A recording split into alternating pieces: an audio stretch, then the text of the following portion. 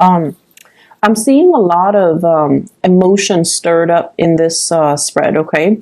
And I feel like it oscillates between like distrust and also frustration and a little bit of anger.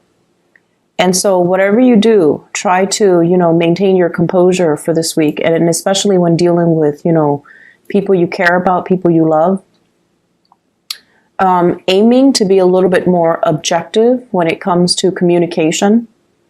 So for example, if someone is saying like, "Hey, sorry, I missed you last time. How about we catch up this week?" And you're kind of like, "Oh, when I needed you last week, you weren't there, and now you're here. When you're, like when you're free." So be a little bit careful about, not adding fuel to the fire. If somebody's communicating, just take whatever they say at face value, and don't inject that sense of cynicism or that sense of mistrust into the communication, okay? And the reason I say that is at the center of the spread, how you and your significant other or your crush are dealing with each other, we have the moon. And the moon deals with confusion. It also deals with overall. And your energy is very directed. You're very concise with communication. You're very clear. With you, everything is like yes or no. Do you like this or don't you like this? Like you're very decisive. You own your feelings. You own your emotions, and you know how you feel about somebody at all times, okay? So with the moon, it indicates to me you possibly dealing with someone who's very wishy-washy.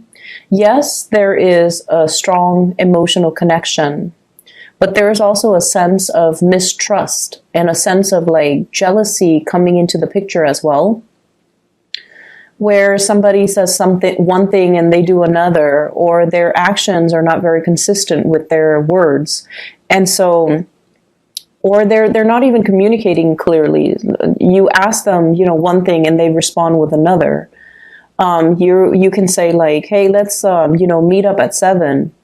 And then they're like, "Oh, 7's not good for me," but they don't give you an alternative, like time. So dealing with somebody who could be very wishy-washy, non-committal, not so much non-committal, but the way they communicate kind of sucks.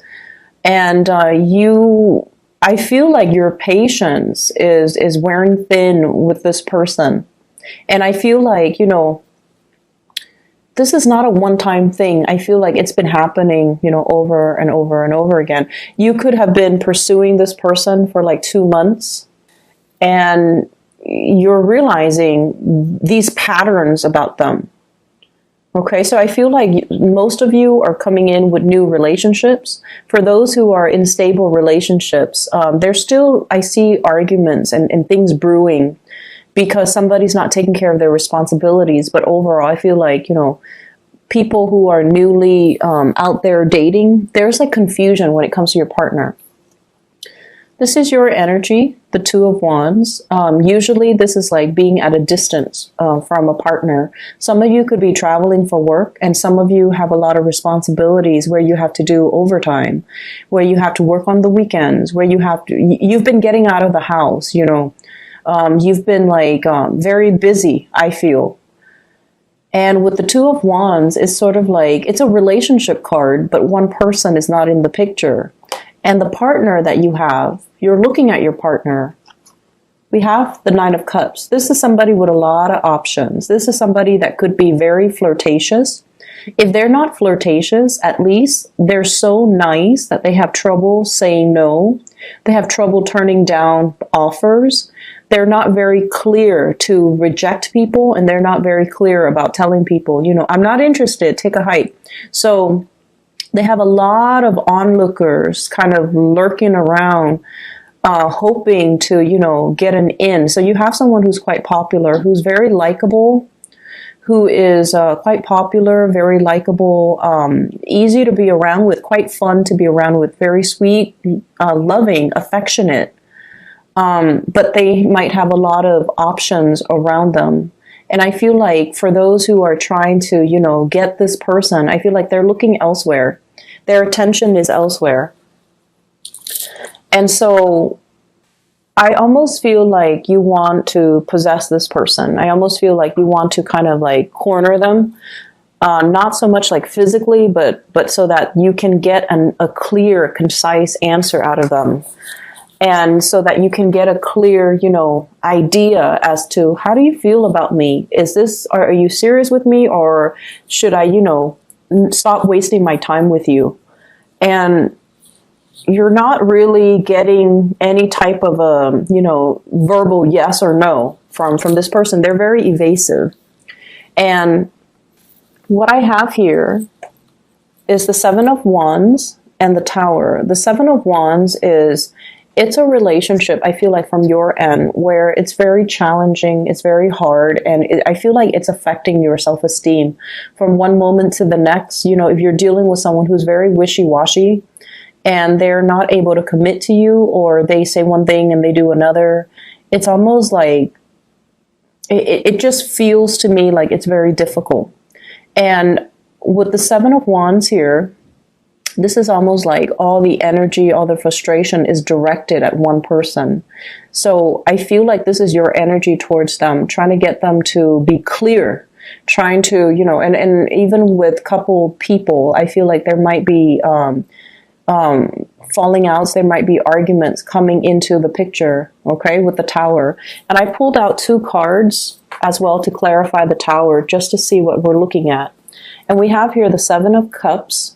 This is like fantasy, not made into reality. And I have some people as well. This is internet-based types of communication where somebody's looking at other pictures, where somebody is like possibly talking to other people, texting other people.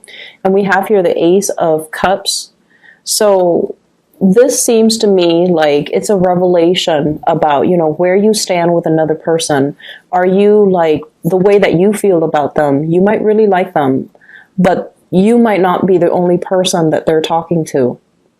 And then I also feel like, coming to the realization that maybe this is a lost cause, because, you built this person up, like you saw the image of them, or you saw like, the fantasy of them, but in reality, they might not be the suitable partner for you. So I feel like something is coming to light where you are going to make a reassessment of this relationship, and you might not, I feel like you might not feel like they're giving you their undivided attention, and their energies are scattered elsewhere.